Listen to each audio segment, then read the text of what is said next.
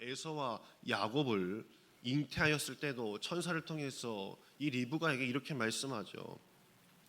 큰 자가 어린 자를 섬기리라라고 말씀해 주셨어요.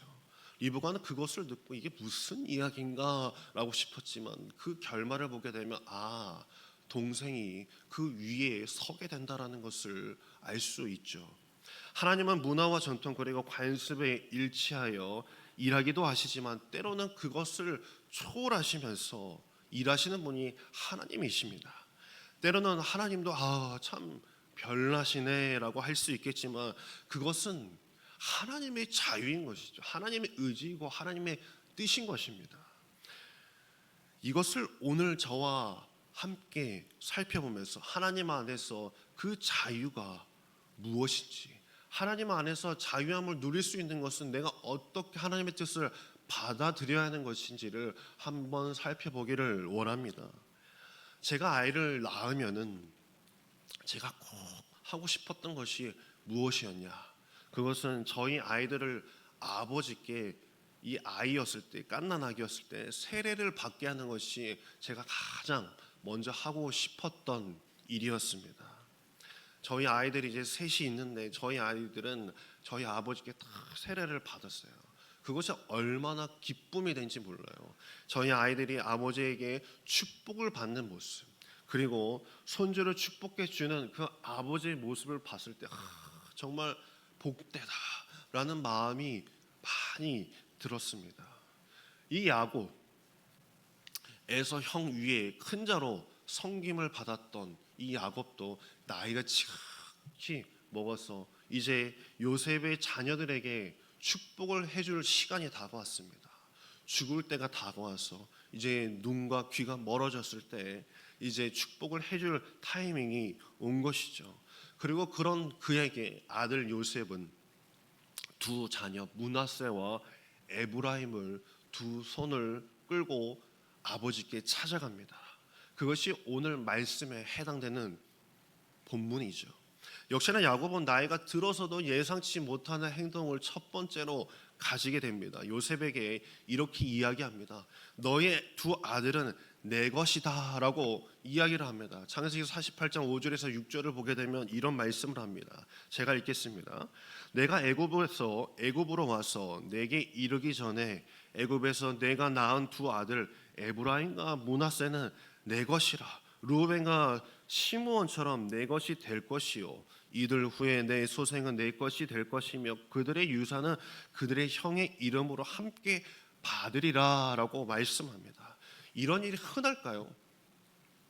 자신의 손주들을 내 아들 삼는다는 것이 흔한 일은 아닐 것입니다. 그런데 야곱은 요셉의 아들 므낫세와 에브라임을 내 아들로 삼을 것이다 라고 이렇게 선포를 하게 됩니다.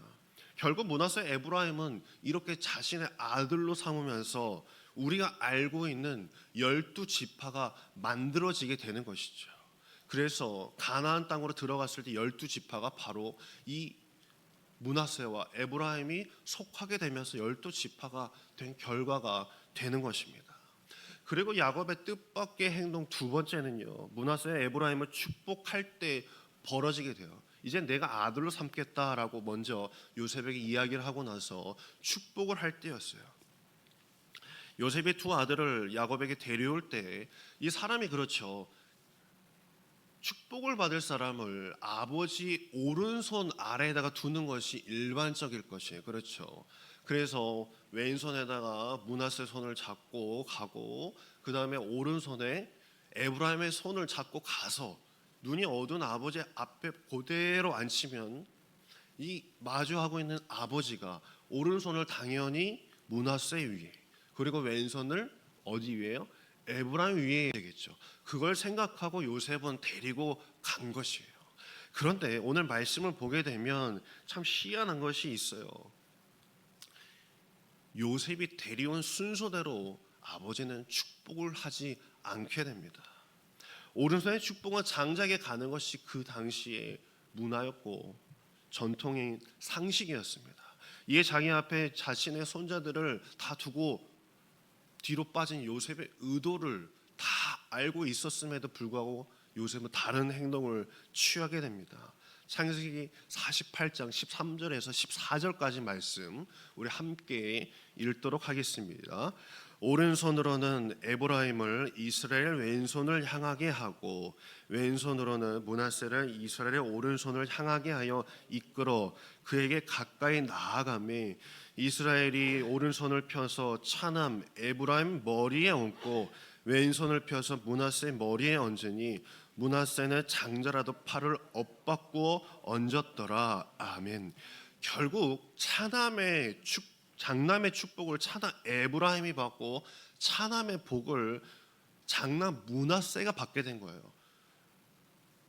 표현으로 하자면 이 야곱이라고 치면 오른쪽에 므낫세가 있고 에브라임이 있었을 때 이렇게 축복을 한 게 아니라 이렇게 엇갈린 손으로 이렇게 머리에 손을 얹었다라는 것이에요. 이제 이해가 좀 되시죠? 야곱의 교차된 손으로 인해서 므낫세와 에브라임은요 뒤바뀐 삶을 살아가게 됩니다. 가나안에 들어가 땅이 분배되고 이스라엘 역사가 진행되자 오른손의 축복의 결과가 나타나기 시작합니다. 더욱 확실해졌습니다. 바로 북이스라엘의 강력한 지파, 중심된 지파가 에브라임 지파가 되고 반면에 므낫세는 지파가 어떻게 되죠? 반으로 쪼개집니다. 므낫세 반지파라고 이렇게 이야기를 하죠. 뭐 그것은 어떤 의도인지 모르지만 하나님께서는 그렇게 축복을 하게끔 하셨고 그리고 그 결과가 가나안 땅에서 보여지게 되었습니다. 어떤 이들은 야곱의 엇갈린 손 때문에 가정과 사회 질서가 엉망이 되었다라고 이렇게 이야기를 하기도 합니다. 야곱은 왜 그랬을까요? 그 아들 요셉이 아버지께 이렇게 말합니다. 18절하고 19절에 보면 이렇게 말씀하고 있어요.